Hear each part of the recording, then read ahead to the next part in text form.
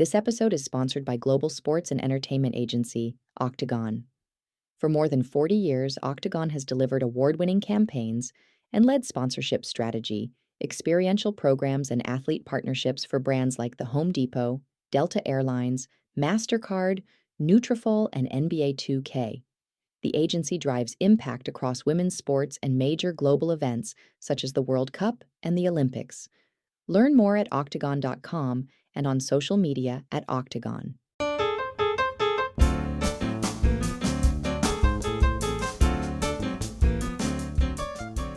Hello, this is Jack Neff, former editor-at-large of Ad Age, and welcome to the latest and my final edition of the Marketer's Brief podcast, the weekly discussion about marketing news and trends. Byron Sharp has something of a cult following among parts of the marketing world, particularly among big brand packaged goods marketers.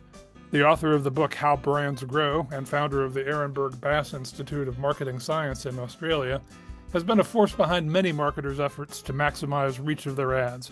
That's because he believes efforts to finely tune targeting of ads and use loyalty marketing to squeeze more business out of existing customers is fundamentally flawed. Even the best brands inevitably lose customers, according to Sharp, and they can only grow by finding new ones. Here, Sharp talks about why he thinks he's right and so much of the marketing world is wrong.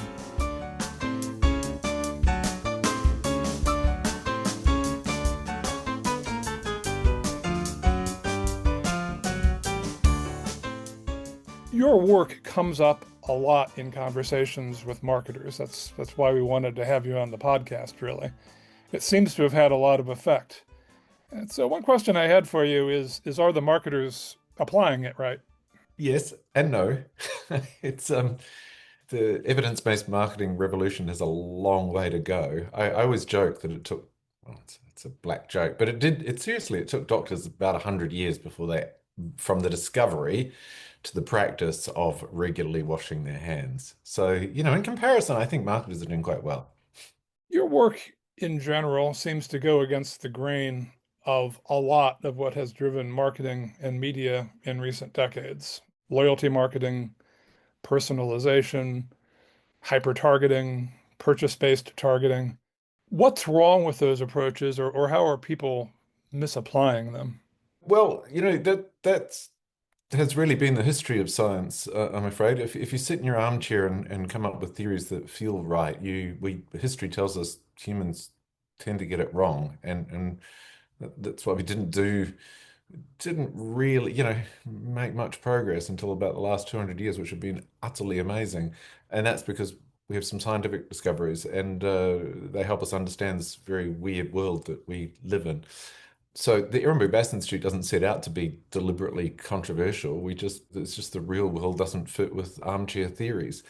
So yeah, things like, fashionable things like massively investing in your existing customer base and hoping that you'll get lots more out of it turn out to be wrong. Probably one of the most stark examples of that was Ehrenberg Bass Institute published multiple times saying that Wells Fargo's claims that they had twice the loyalty of other banks in the US, and their cross-selling meant that they had, 4 or 5 products average for average customer compared to 2 for the other banks. We said that could not be the case. That broke a scientific law, the double jeopardy law.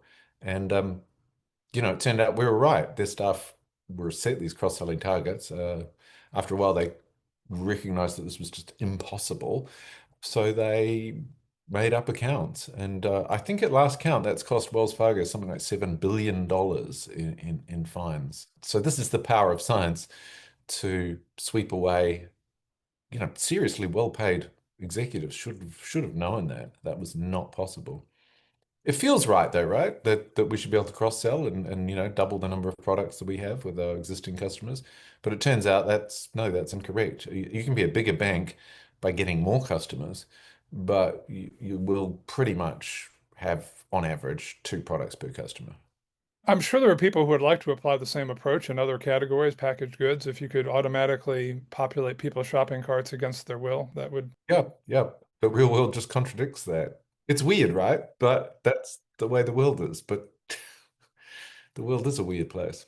Certainly all of these approaches, they do make sense intuitively at some level that you need to target, you need to get the most out of your loyal customers. The approaches must have some place in marketers' toolboxes, don't they?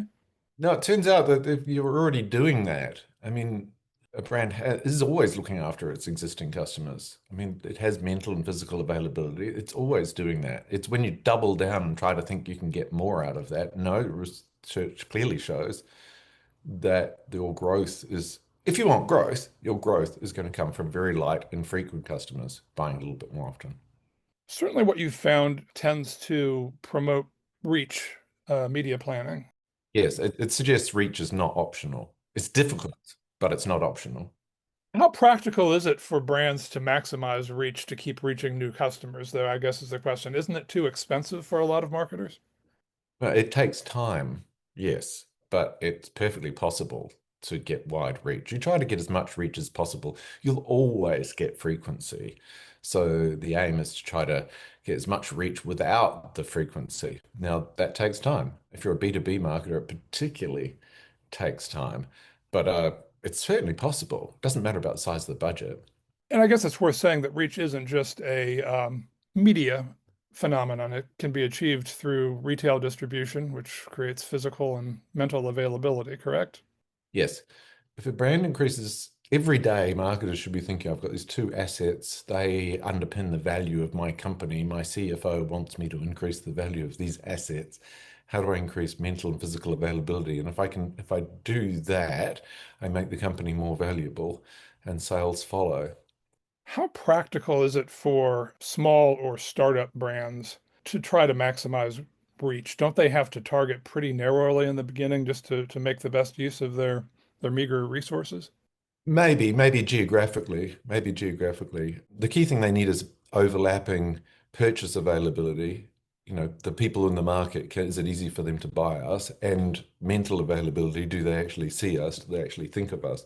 And you need overlapping. And if that's, statistically easier for a big brand. If you're a small brand, you're starting out, you may have to restrict yourself geographically to try to achieve that. Yes. Are there different ways to go about that? Either you restrict yourself geographically, or maybe you just restrict yourself to a very niche consumer base that can be targeted readily initially and then branch out from there. Maybe, but that might be hard to get overlapping, right? So I don't know, you're a new Italian beer and you target only Italian restaurants and things. That may actually just reduce your overlapping physical and mental availability, because while you can send your sales reps, you can do your distribution just to Italian restaurants. It's hard to buy media just against that. The people who go to Italian restaurants, they're not all Italians.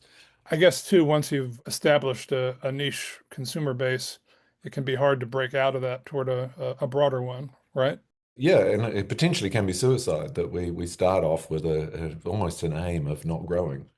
That brings me to another somewhat related question I had further down, but since we're talking about it now, I'll bring it up, which is the Cracker Barrel case study of recent weeks, where they changed their logo. And the impetus for that really was to reach out to a new and younger consumer base that was different than their loyalists, essentially. And obviously that backfired on them. They moved back. Their loyalists arguably were offended. They also got caught up in a social media firestorm, of course. But I was wondering what the mistakes were there, and if that is I guess, an object lesson in not being able to move beyond a very well-defined consumer base. No, I think it's really a lesson of not understanding branding and thinking that changing a logo was somehow going to move you to another demographic. That's ridiculous. Distinctive brand assets just brand things. And yes, people get annoyed when you don't look like you.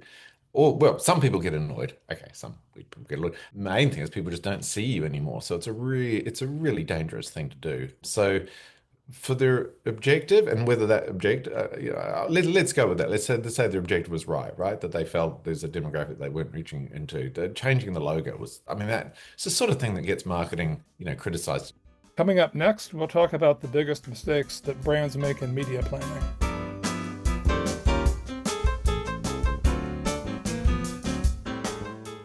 Support for this episode comes from global sports and entertainment agency Octagon.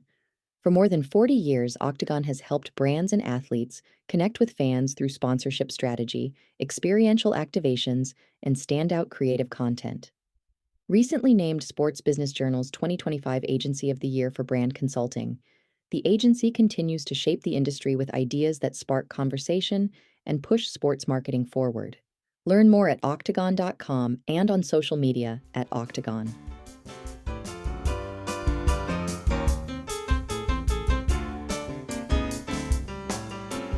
What's the biggest mistake that brands make in their media planning? The biggest mistake is, and it's really rife, I think, well, throughout the world, but particularly in the US, not understanding that you've got these two assets, right? You've got purchase availability, which is the stuff you do to catch people who are about to buy. It's things like store opening hours, whether you take credit, search advertising, display advertising online. These are things that reach the people who are just about to buy the category, and you want that to be on all the time. You can optimize it. If you reduce it, it immediately shows up in your sales, right? And then the other thing you do is to build mental availability, which is where you're reaching people who aren't mostly, there's sort of the Aaron Bass 95-5 rule. 95% of them aren't in the market at the moment. Some of them haven't even purchased the category yet, but they will in the future.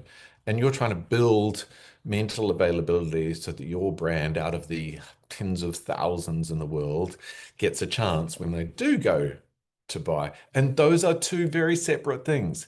And the biggest mistake is to muddle those and to not understand, to think that if we maybe double advertising spend tomorrow, it'll show up in our sales, and then get terribly disappointed and when it doesn't, because that's not the purpose of it. Purchase availability, mental availability they're driven by two very, very different things. There's a little bit of overlap, and that if you do some advertising, a few people will see it and it'll be just before they purchase, but it's still it's even there, it's a pretty weak effect. And so it's not a major part of your purchase availability.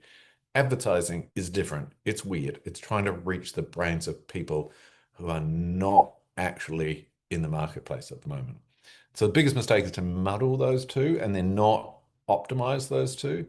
And I think it really reduces the credibility of marketing in the organization that we constantly claim that you can judge us on sales effects, and then we come up looking not so good. Or it drives us into not optimizing our purchase availability, because you can optimize it, right? You can decide the point where it's not profitable to have more of that. I mean, every store does this, right? They open other extra hours and they see that, well, they get a few more sales, but it's not enough to cover the costs. So, they set their hours and they optimize it.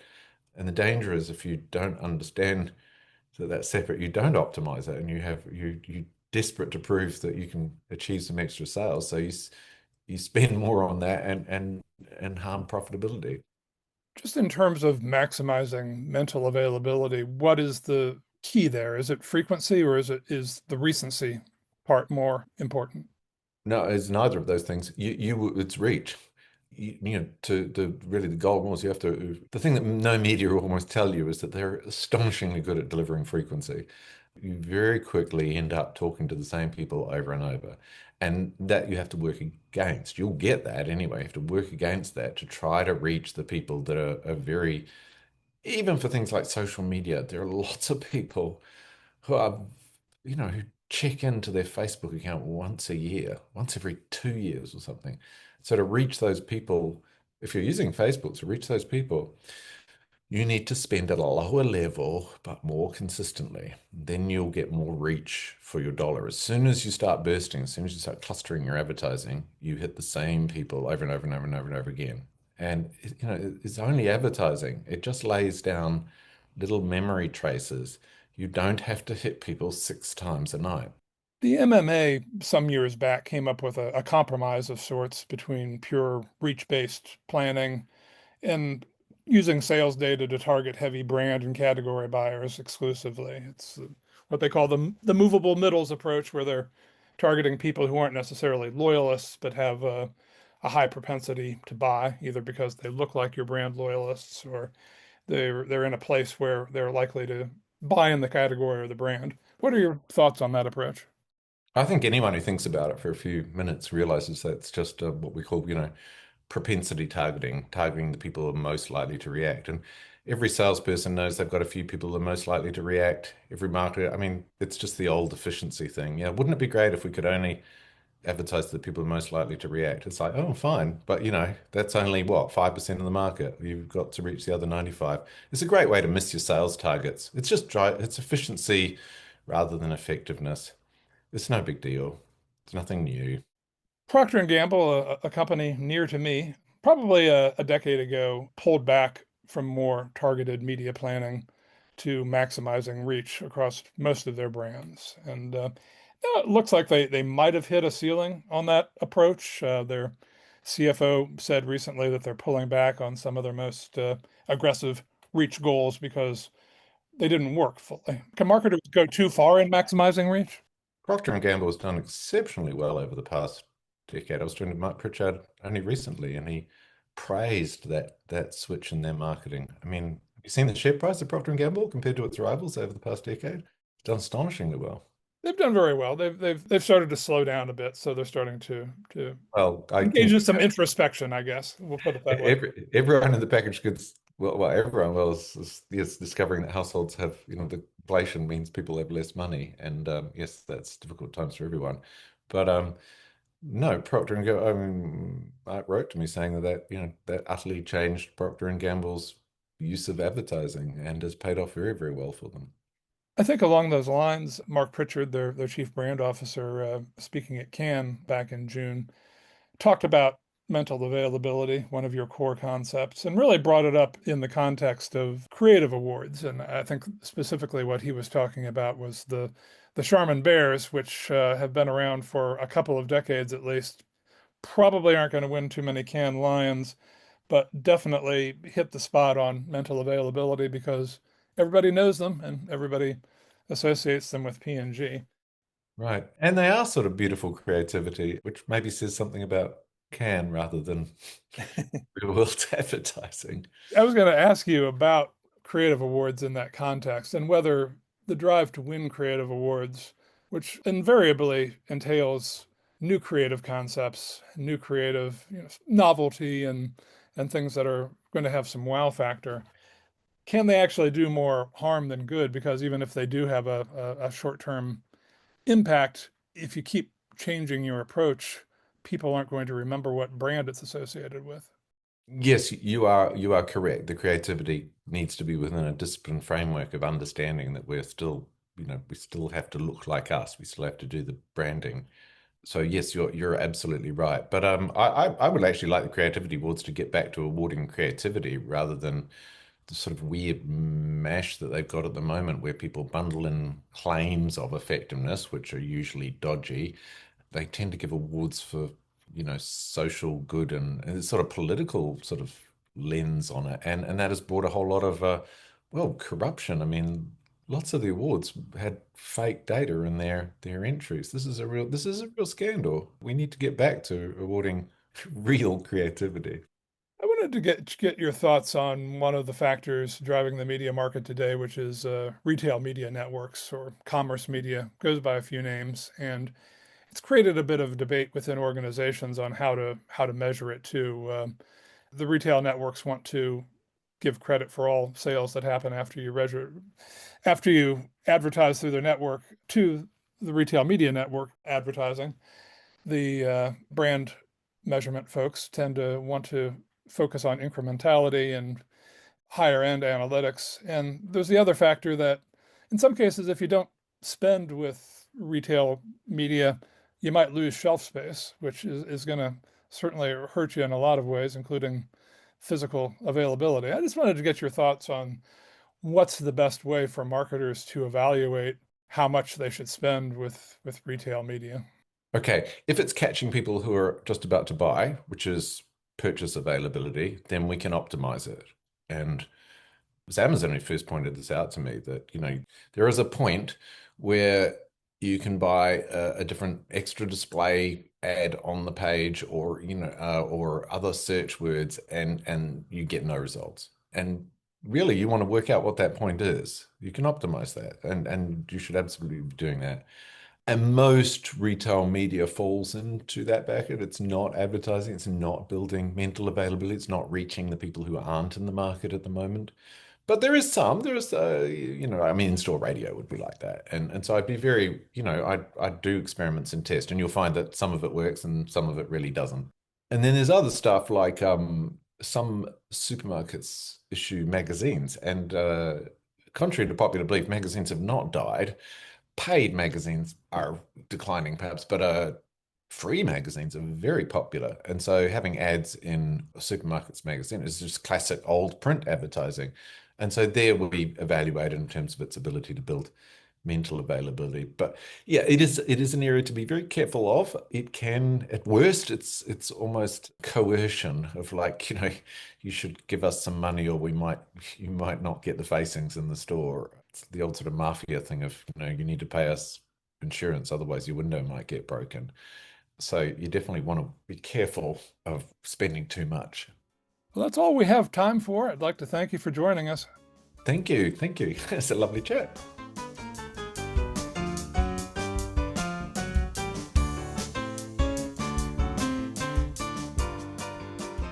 That was Byron Sharp, author of How Brands Grow and founder of the Ehrenberg Bass Institute of Marketing Science.